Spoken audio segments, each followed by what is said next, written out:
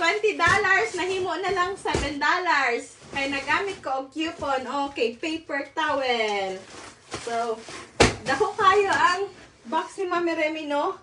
Gimute na po na. Ambot ba ni si Lola Met? Sige na ako na niya ginapalagot. Karon gimute na po niya. Nakita na ko gimute.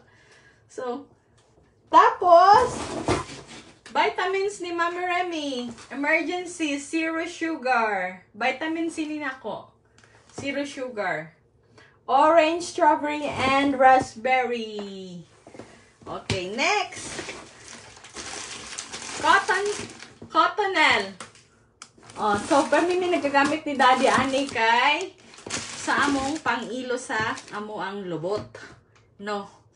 Kay naanad man tag ilo tubig sa Pilipinas, no.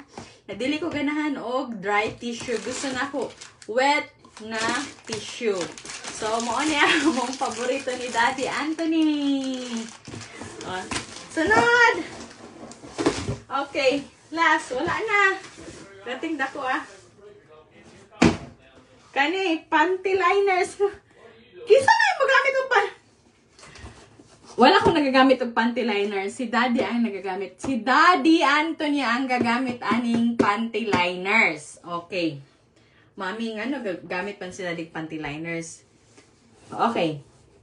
Unsay reason nga gamit si Daddy panty liners. Okay, akong istorya sa inyo. Si Daddy Anthony, tigo lang na 76 years old na si Daddy. So, usahay makaihi siya sa iyahang brief. So, ingon siya, Mami Remy, paliti kog panty liners. Kay nga no, kanang mag-leak siya. Naamang goy sakit si Daddy nga kanang, pero wala na ayon naman ang iyahang, tawagan ni nga sakit ka na mag-ihi gani ka, makaihi ka sa imong panty, sa imong brief, ana ba. So, dili man sa pagkakuan. So, ingon si Daddy nga, paliti kog panty liners. Si Daddy na hinon nagamit og panty liners, dili na hinon si Mami, no? Wala man jud ko gagamit og panty liners. So siya, paliti kog panty liners kay kanang magtrabaho ko, kanang malakaw ko, kay hidaw gid siya. So, mao ni purpose aning panty liners. Okay, thank you CBS Pharmacy and God bless you all Philippines. And I love you mga anak. I love you mga palangga. God bless you all.